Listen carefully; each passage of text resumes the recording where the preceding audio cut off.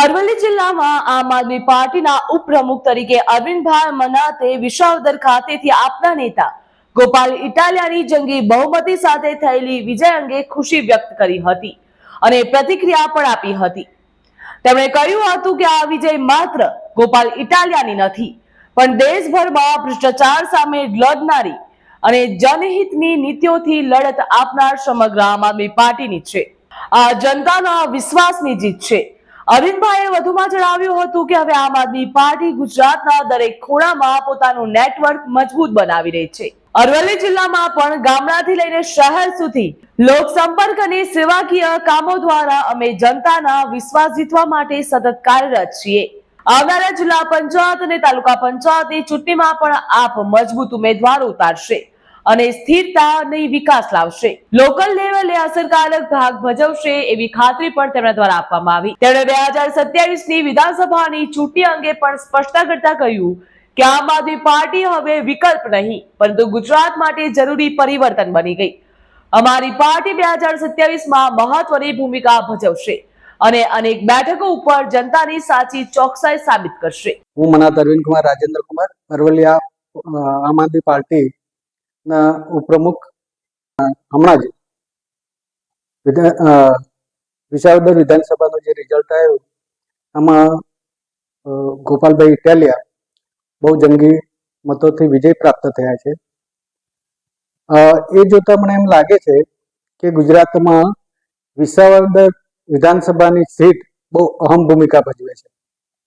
તમને કદાચ ખબર હોય તો 1995માં કેશુભાઈ પટેલ એ વિધાનસભા જીત્યા હતા અને ત્યાર પછી ગુજરાતમાં બીજેપીએ પાયો નાખ્યો અને બીજેપીની પ્રથમ સરકાર બની।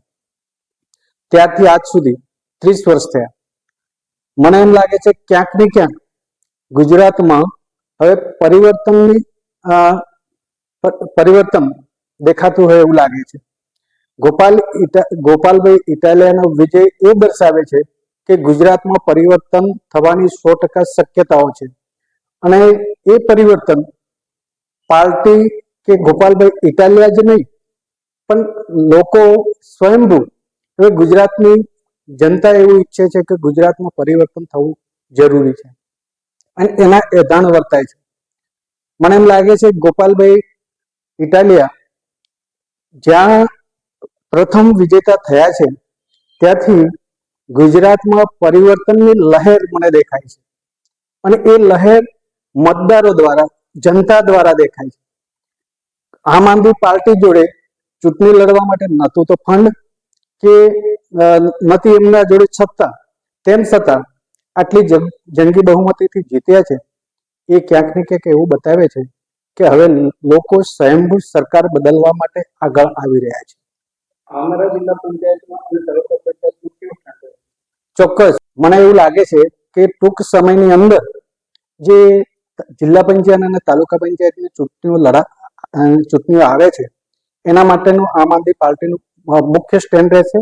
એના માટે હવે ટૂંક સમયમાં 2જી તારીખે અમદાવાદમાં અમારા રાષ્ટ્રીય સહયોગ અરવિંદ કેજરીવાલજી અમદાવાદમાં મિટિંગ કરી રહ્યા છે।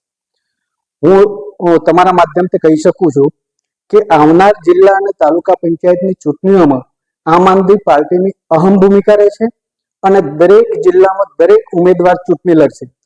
તાલુકા પંચાયતમાં પણ દરેક સીટ ઉપર એક ઉમેદવાર ચૂંટણી લડશે અને ગુજરાતમાં એના જે પરિણામો છે એ ચોંકાવનારા હશે।